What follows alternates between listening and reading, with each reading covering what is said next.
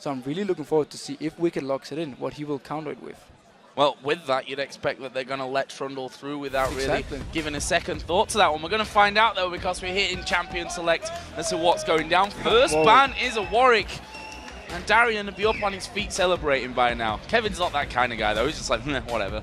But this is a respect ban also to Kevin, because he was so good on this Warwick with the teleport, constantly setting up everything he needed to do, and he helped the entire Millenium pretty much snowball game. And just as we talk about him having a counter to Trundle, maybe Warwick was actually the counter. That's why they banned away now. Very possible. I mean, if he wasn't scared of it before and he was quite happy to let him have it, then you wouldn't ban it out, would you? But maybe, as you said, Warwick was the idea that they had coming into this one. So let's have a look at the next bans that come out. Between the junglers, obviously, Elise sticks out, as it does always with every jungler, because it's Elise at the end of the day, especially if you play a full AP Elise that can steal Barons quite easily, as we just seen from Jankos. Actually, the ban is aimed in there at Ziggs towards Kerp. I'm a little bit surprised about the Ziggs ban, because the time he actually played it, it didn't go too well for him. He even lost his lane, and he didn't really have an impact on the game, and we know he loves to play these assassin types. So I'm a little bit surprised about that one. The Gragas ban, though, towards Froggen, very standard. He's been, again, he's been a bit hit and miss on it, but when he's been there, he's been very good on the Gragas.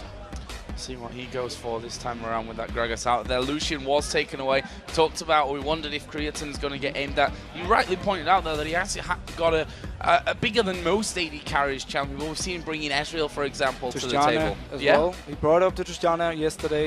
It didn't work out too well for him, but I still think he believes in it. It wasn't like he didn't get destroyed. So if they actually think it's a good pick, it could be a possibility now, just as the lock in Caitlyn, though. They did give away the Elise for Shuk, though, so he's been getting now, overall, what I would say the safest jungler. The thing about Elise is that you can build every kind of combo around her, because she's just good in every aspect of the game. Millenium, though, instant locking Caitlyn Thresh, it is one of the strongest 2v2 combos at the moment. You have the safety of the lantern, you have quite good poke, and at the same time you have the ability to siege turrets constantly. I'm really excited to see Elise with Shuk, because throughout this season they've targeted poor old Shuk, and specifically with Elise bans, he's not been able to actually play that Elise up until now. He's tried his hand with Vi, with Kha'Zix, with Lee Sin, with pretty much everything that he could think of to get things going. Pantheon was a good one for him in that win against Fnatic. This time around, he does get the Elise. On the other side, though, as you said, Caitlyn picked up there.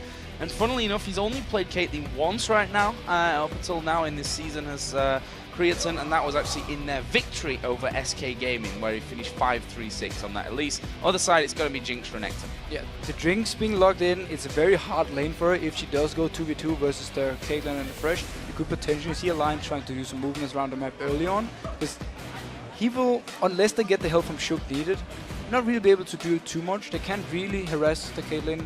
And also you have the Thresh with the hook and the lantern coming in. If this is going to be a Vi locked in, it's a very long gap you can actually close with. You jump in with Vi, get the lantern, and then activate your ultimate. It's very risky for this low mobile Jinx to actually do anything against. Wickd getting though the Renekton. Again, it's a safe pick. Another thing about the Elise though for Shuk, they instant locked it. Like on the second, there was no doubt they wanted this Elise. It's clearly the #1 priority pick. They even let something like Kayle go through, and Millenium has been so far as well. LeBlanc for Kerp. LeBlanc for Kerp, the Vi for Araneae. Kayle has been open though throughout this pick and ban phase. That is a very real possibility. Plus the Annie for Nyph, he has pretty much rotated around there between Thresh and Leona. He's had only one game where he's not played Thresh or Leona. That was actually his Annie game against the Super Hot Crew when they lost. Didn't have a great game in that one. Kayle coming out for Froggen as well.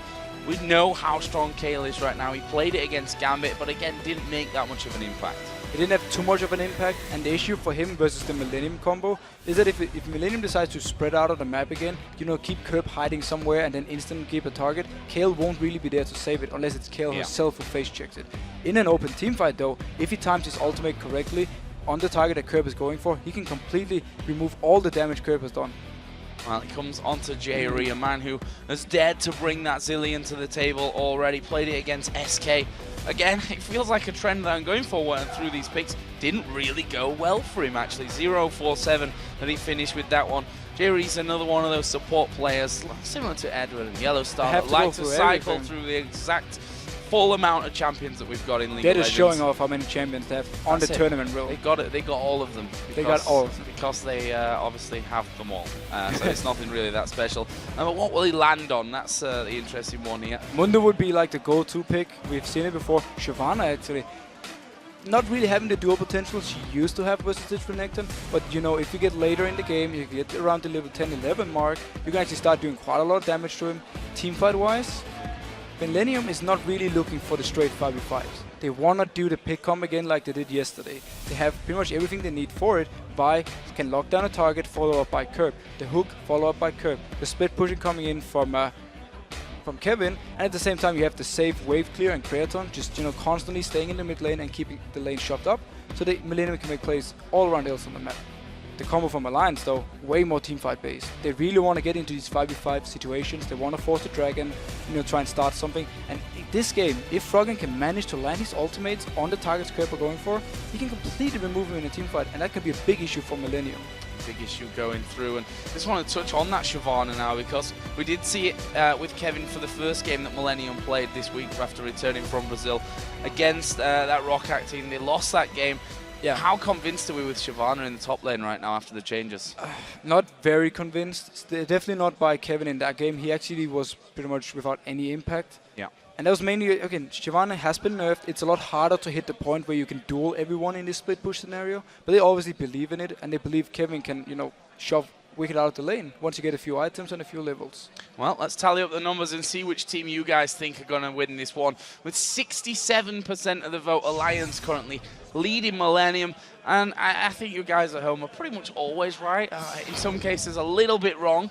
Sometimes 90% of you wrong, I have to say. But 67% towards Alliance. They've done well at the start of this week. They beat Fnatic. I mean, that's a massive win for them. But is it realistic for this game against Millenium, who themselves have been kind of good here, but rubbish in the game before? Alliance, we don't know which Alliance is ever going to turn up. That's the thing, honestly, I think it's impossible to predict a game like this. Both teams are hit and miss. We don't really know what we get from this. I would say it's completely 50-50, and it's going to rely on the fact that can Millenium make their pick combo work? And will Alliance actually fall for it? Will they let Millenium have it working? Will they move around in the jungle, get caught up by Kerp, of course, and then shut down? Let your feelings be known on Kerp. But here we go then, Alliance versus Millenium into the game. Kevin again there, you see, playing that Shyvana, hopefully for him to better success than they had against Rocket, but again they just line up across the entire map here. Millenium though, we have to say at level 1, because they're almost unlike most other teams, that they do seem to have some interesting level 1 strats and don't seem to be scared for going for a bit of an invade. No, normally they actually grew up as 5 and then they moved to, you know, to one of the jungle sides and just go in 5 people, try and catch someone out and get a kill. It's what you can do when most teams are doing the same level 1 every game, because normally you keep a guy in a bush just waiting, and if you can go in, catch him out like by surprise and pick up a kill, it's actually a very good start. This game though, they don't really fancy their chances. We're going to see very standard level 1. Everyone has the trinket ward as well. This, yeah, very normal. Very much by the book here between these two teams, and it'll be interesting to see who's stepped it up and whether they can keep the form that they're in, because these two teams right now both won their last games. So they're on a, I don't know if we can quite call it a winning streak at this point, because it's just one game. That doesn't technically count as a streak for the most part. And both teams expected a lot more for this season than actually what's been happening so far. None of these teams expected to be among the bottom teams. They really wanted to go in here and show how good they were this season. Well, it might change in this one. Jree's actually going to go straight through from this one. Stun comes down from Nyph, but what are they going to do with it here? Bit of damage exchange, actually a lot more as the Piltover comes through. No kill, though, at level 1. And notice how Millenium completely ignored Nyph right here. They want to go straight to the AD carry and poke him down. Jinx is now forced to, you know, constantly going for the safe CS, not where Creaton can poke her. If she gets too low, she's going to be forced to recall very early. Well, Creaton will be feeling quite happy, I'm sure, with the starts of this one. Jree as support. These two, now they've worked perfectly almost since we've seen them coming into the LCS. Obviously, last season and last summer split with alternate.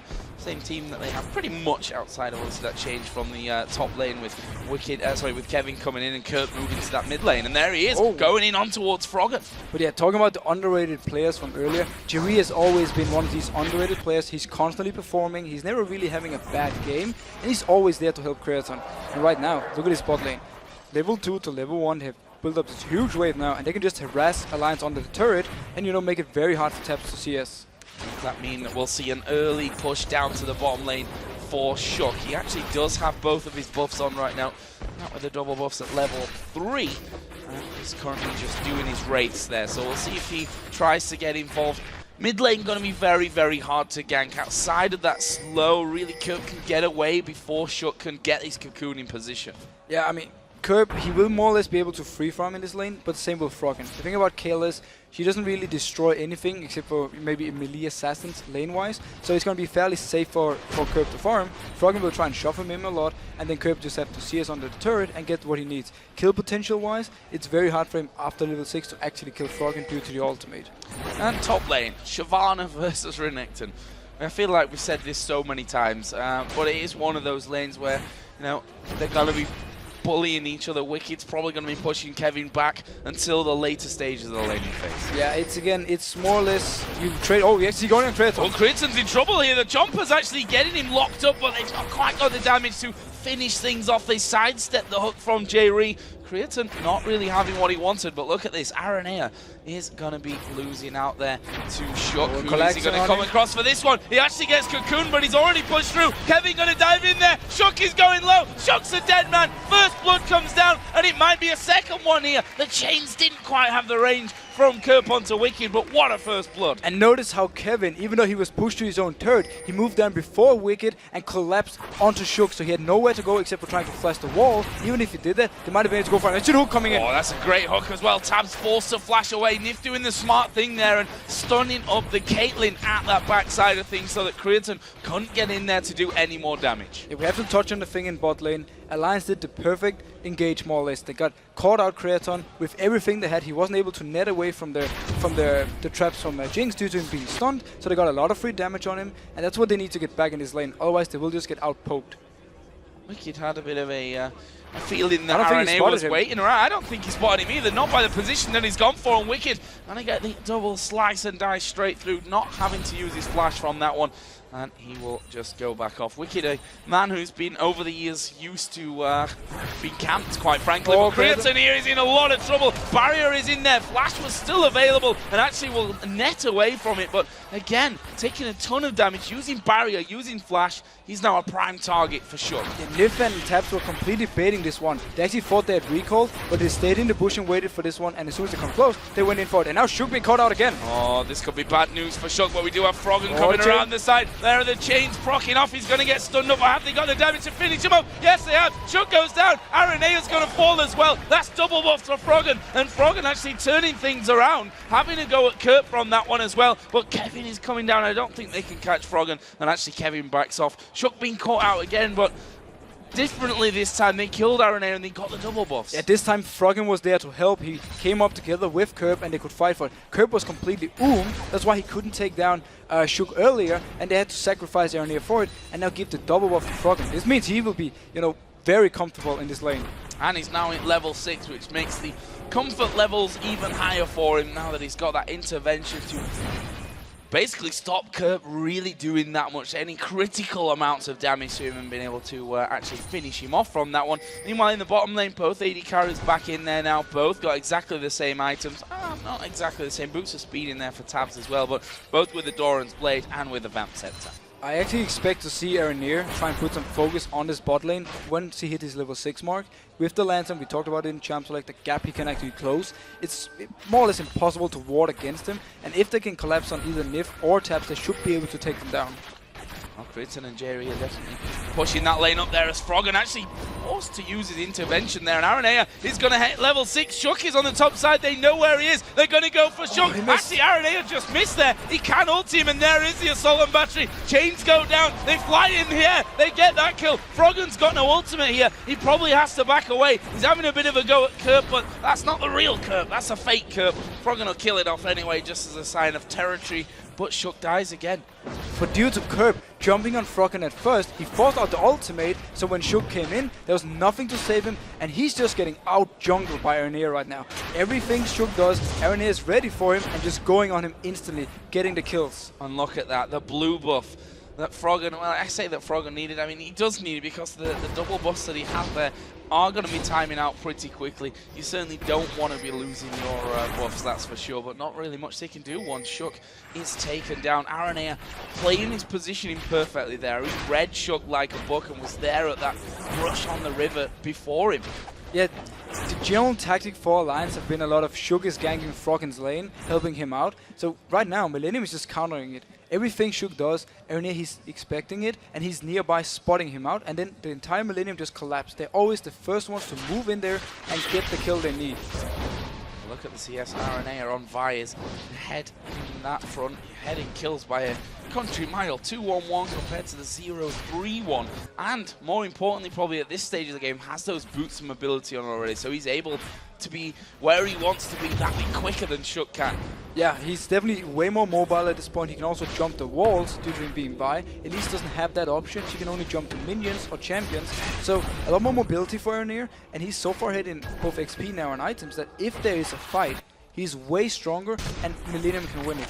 Another thing I noticed is the fact that Kevin is completely even with Wickd in CS top 1 wise. Shyvana will outscale Renekton, so this is actually very good for him.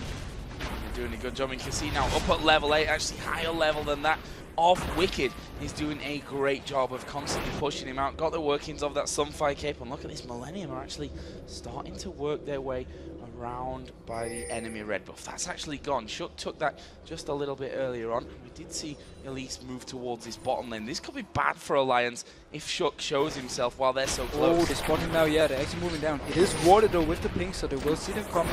Froggen is also moving down. They're expecting something to happen.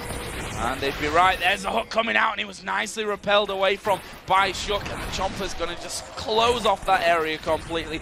Not allow Millenium to get through without sacrificing much, although Araneae and Kerp can both do the jumps over there. Will they go in towards the dragon? There is Froggen. Actually will throw down the slow on towards Araneae. Manages to dodge one, but the chains are going to come in onto him. They've just not got the damage, especially with intervention there. You know that you're almost going to waste things throwing it at Froggen. Yeah, and Kerp already used his ultimate. He needs that for, the burst damage. I like the ward though coming out of Millenium. Deep wards from the start, they know they're ahead. They want to make sure to see where Shook is so they can catch him out again and again. If you lock down a target with Vi and then Kerp jumps with it, especially the very squishy Shook right here, there's nothing you can do other than just die.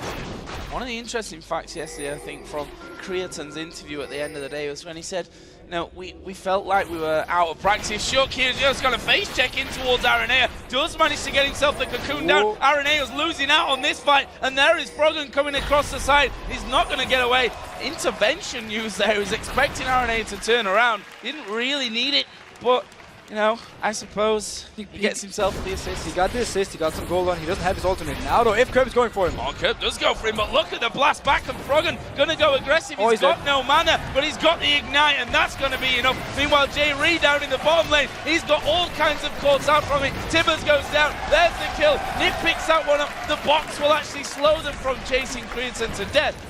But those kills for Alliance just sweeping across the map. But Joe, what is Millenium doing?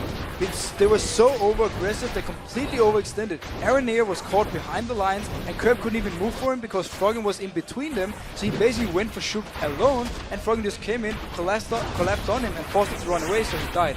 Later on, Kerp tries to dive Froggen so early in the game, and he just gives up a kill for it. And the bot lane, we've seen it again. Every time Nyph lands a stun, they go for this one. Millenium was ahead, but now 3 fast kills for the Alliance and a dragon, and they're in the driving seat.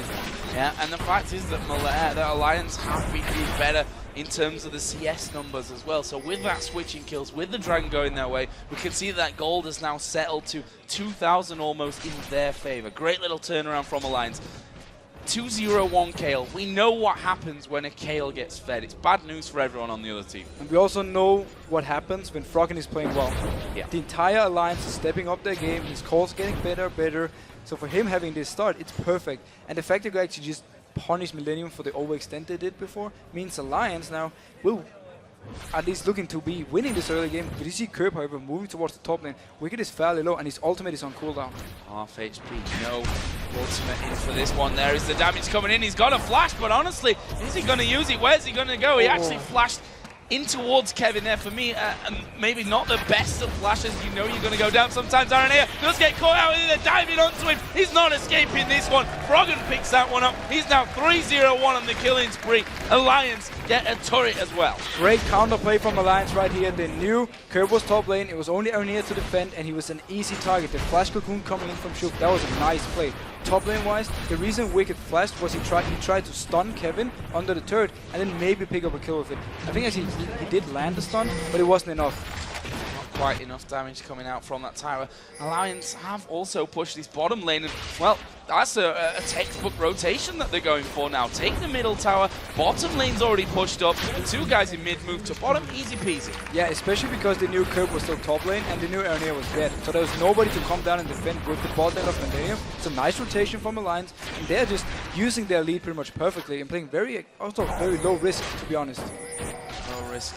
High reward in these last few minutes, that has to be said here as well, as Alliance start to just get away from it, and Jree not quick enough to get in there towards Tabzz. Actually Shook though, might be in a little bit of trouble. Kerp misses his chains, and look at the blast back there from Froggen. That is a 3-0-1 Kayle that's already able to burst people that hard. And he's not even having that much AP yet. Once he builds up a death cap, which he's probably getting fairly close to with all the gold he's picking up on the map, he will be so hard to deal with for Millenium, and they have to try and burst him down, but you can't because it's Kayle. And Shook going in for the... Oh, he's going in for it! And actually, no, he didn't be able to steal that one away. Great last second intervention. Can he get through though? No, the ace in the hole comes in, but Araneae, he's just walking away from that one. Not sure how Froggen couldn't quite finish him off. One more auto attack would have done it, but now they're closing in. Araneae is... Where did he go actually? He's up on the top side there. He's already gone around. Oh, Nyph flashes over the wall, and there is Kerp caught out. Tabzz comes down. Jree's at half HP. Have they got the damage to finish off Creaton? Trying to force them back. Froggen does not care at this point. Tanks a couple of turret hits. And Millenium, they could actually do some good turret damage here, or maybe not. Creaton is still there. Wickd is pushing the mid lane though. Kevin took the blue buff from Alliance, and he's now moving towards here to stop him. One thing we have to notice though, we just talked about the low risk thing, and then they actually go 2v4 trying to steal the blue buff with Shook. He did end up dying for it, but due to Nyph being around, he could come in and they could take the revenge kill onto Kerp and then, go even 1-for-1 at least. Well, this is what we thought about this game, that we were going to see maybe some messy play from both teams, with the fact that they've been struggling on making the right calls, and just generally the whole teamwork has not been on par for both of them. And that's kind of what we've seen here. Millenium with a good start, overextending, Alliance bringing in a load of kills, and now they've just lost a couple of their own. So this game's certainly got a lot more to offer coming in. I still have to point out Froggen, 4-0-1, miles ahead in CS. Got himself the workings now of that Lich Bane to add into his Nash's Tooth. Yeah, I mean, Alliance are definitely, I'm not going to say in the driving seat again because I already used it, but they are in the lead, and they also team with the best late game combo if they do get these team fights going. Millenium will try the same tactic with like they did yesterday with the pick comps, but if Alliance is so far ahead they can just go 5 people up mid lane. You can't really do it because you're forced to go back and defend, or at least take a fight. So right now, with Kayle being so strong and with Alliance getting all these kills back they needed, Millenium, they have to think of something. Kerp has been trying to roam around a lot and set up kills. He went top and got the kill he needed there. Unfortunately for him, it's not been enough, and he's actually been giving up quite a lot of farm for this.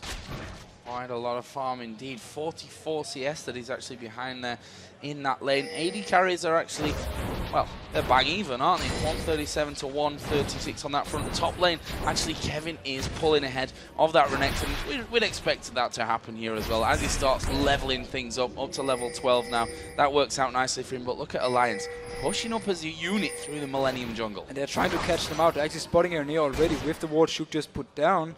If they can manage to get full vision control in this area, they should be able to take a dragon fairly safe, or at least force Millenium into a bad fight. That is Wickd. And Kevin again butting heads on this top lane. Actually Wickd now with that Sunfire cape in there, with his Spectre's cowl as well, he's feeling a lot more confident in that one. As his ultimate was just running. Kevin has this available as well if he needs to leap out of that one. But forcing Kevin out of the lane. Let's not forget that both of these top laners not with any teleport at this point, so it's all about moving down at the right time, which Wickd is now doing. That's what we see Wickd doing. There's 12 seconds. Kevin is actually going to follow him. Kevin has his ultimate, Wickd doesn't, so he's, you know, he's a little bit stronger in this fight coming in. I see him going for Nyph. Yeah, Nyph actually getting caught, or is it all a big bait? There is Tabzz coming down. Well, if it was a bait, it wasn't the best one we've ever seen, because 3 of them there, they killed him off before Jinx and before Elise could really react to that one, and that's almost a freebie there for Millenium. Stood inside of the tri-bush.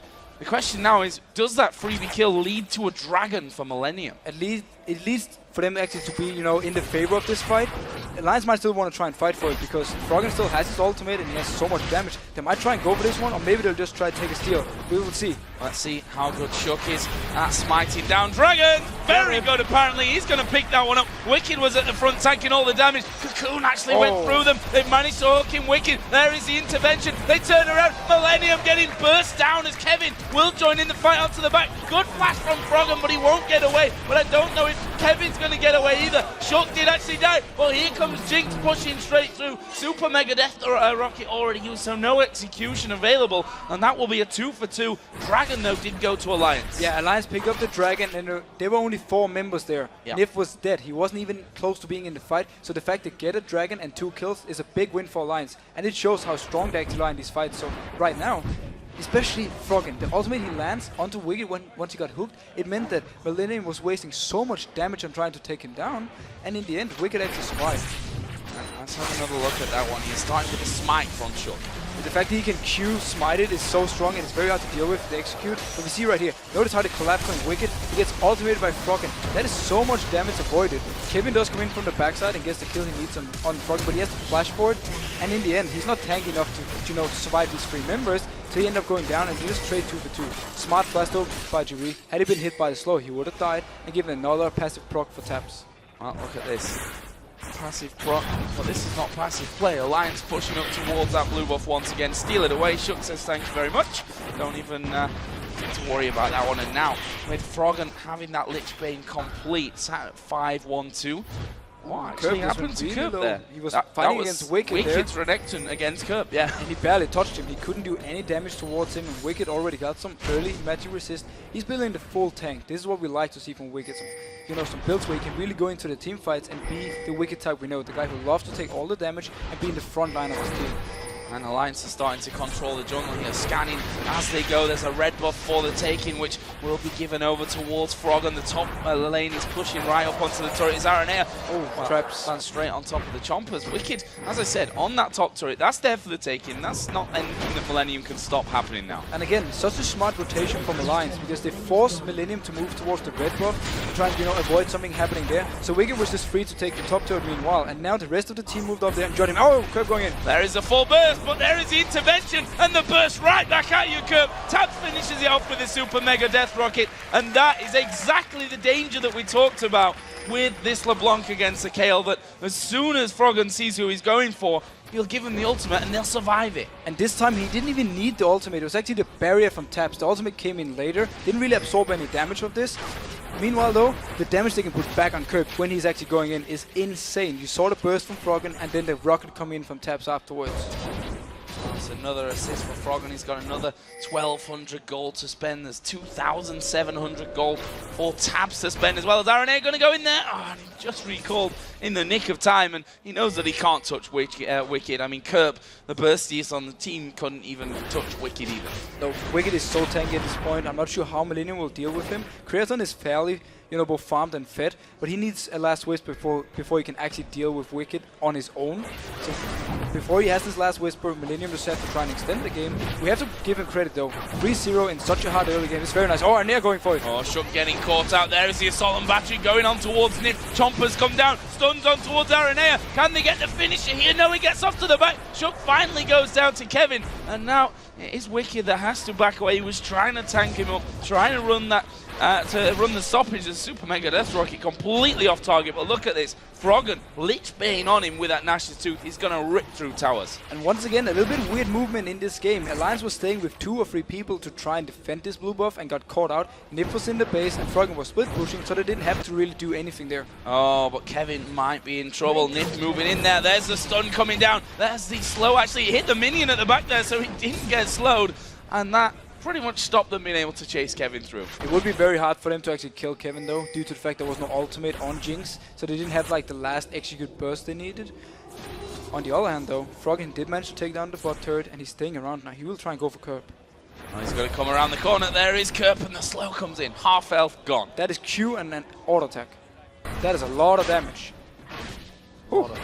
Yeah, onto Kerp, who himself needs to be able to burst people down, and he's just not been able to do that. To be fair though, Kerp is pretty much full damage. There's no tanky stats on him. True. So if he goes in at the wrong time, he will be instantly killed by Froggen or Shook or Wickd or whoever is actually going to be hitting him.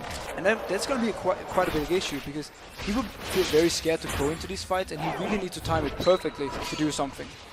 See that Wickd actually going for the Hex Drinker as his third item here.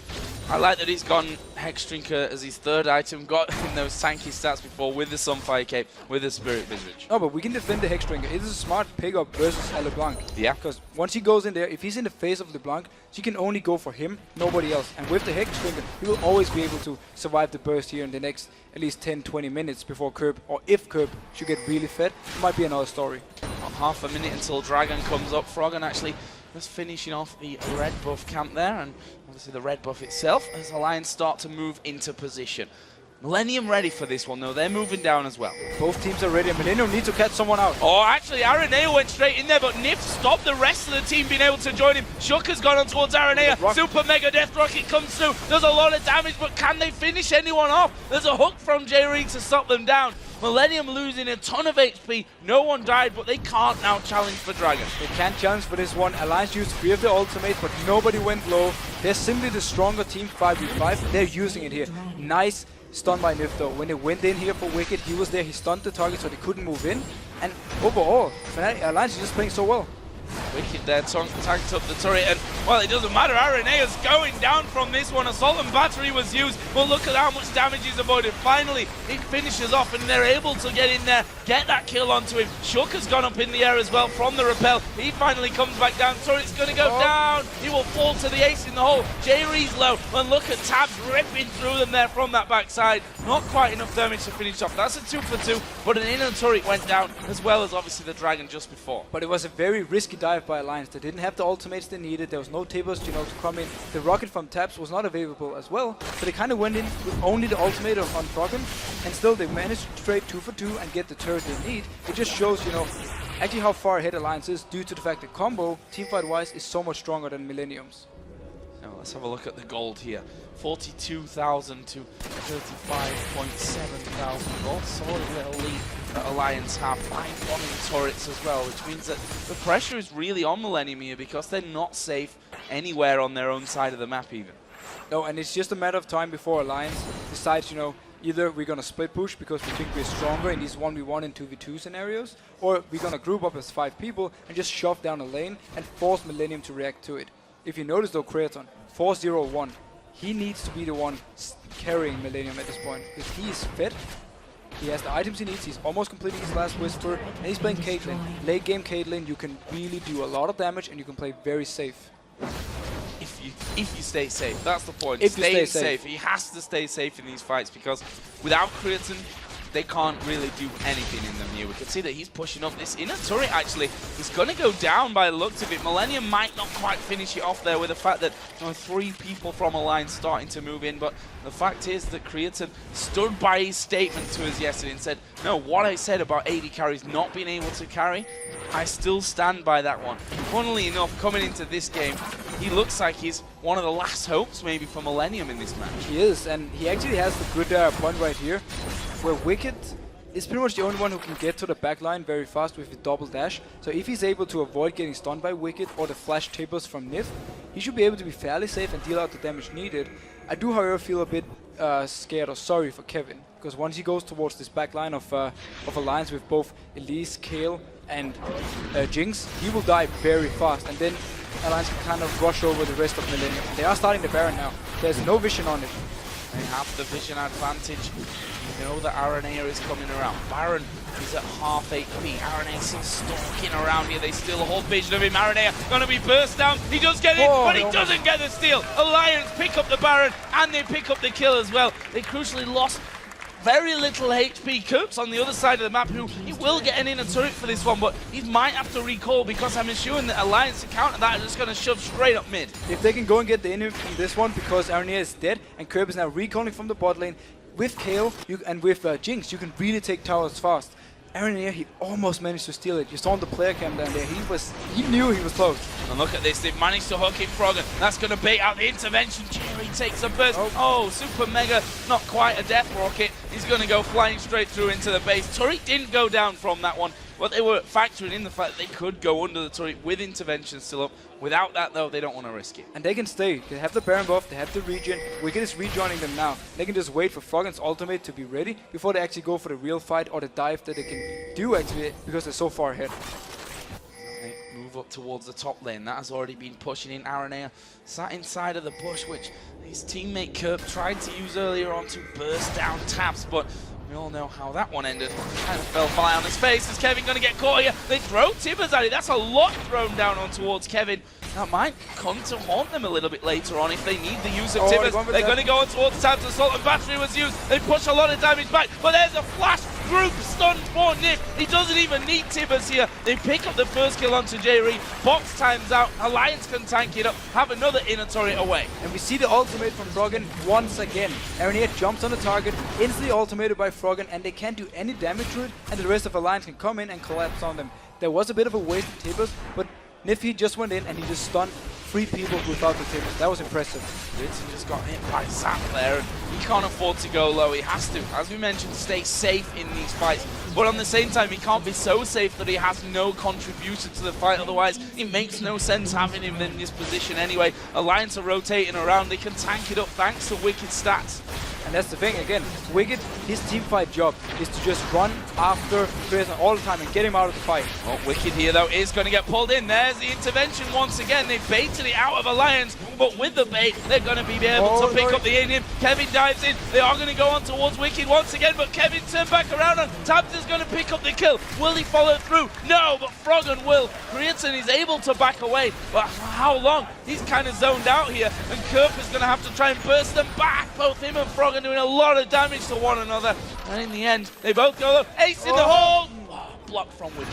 But look at the damage they could deal out to Kevin. He jumped in and he was just the target for everyone. Wicked on the other hand, he didn't even drop below 50% because everyone from Millenium was trying to go for Jinx here. They didn't manage to get the kill, and instead Kevin died for it, and they took double inhib on Alliance side.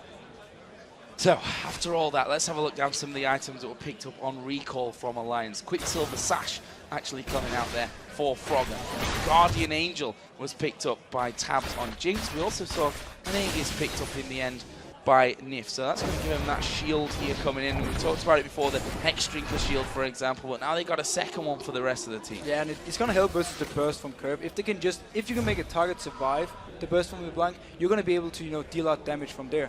If you get instantly killed, really not much point. We see Kerp actually standing right here. Could he try and go for Froggen? Oh, he can't. He can't Do anything to either of them. And he's only level 13 to the level 14 of Shook as the jungler. Nyph is also level 13, just walking by him here. Froggen's level 17 here. Kerp cannot stand and fight with him, that's for sure. And Froggen's only getting stronger. Rabadon's Death Cap with that Lich Bane in there, and the Nashor's Tooth. As I said, the Quicksilver Sash was picked up from him on the last time that they went back. There's only one inhib left standing here. And look at Wicked. He does not give a monkeys. He's straight into the back as they burst down Jree. He's going to die. There is the Super Mega Death Rocket to seal that one up. Araneae are trying to get in. He put his ulti down, but they've been wiped out quickly. It's a double kill for Froggen. There's another double kill coming in. This time, though, for Tabzz. And there is the finisher. Froggen makes it a triple. This is the third and final inhibitor going down, and surely they can win the game with this. They can finish the game from this, and the team fight combo from Alliance are just showing how strong it is. Every time they start a fight, they win it. There's 10 seconds until the first man comes back into play, which will be Jree. Oh, granted, Alliance aren't super healthy from this one, but they can take down these Nexus turrets in a flash, and they're going to finish off the Nexus as well to pick up another win, this time against Millenium. What a fantastic performance for them, and 2 wins again for Alliance, the yo-yo team of the European LCS. One week they're brilliant, the next week they look like they don't know what to do. This week, it went right.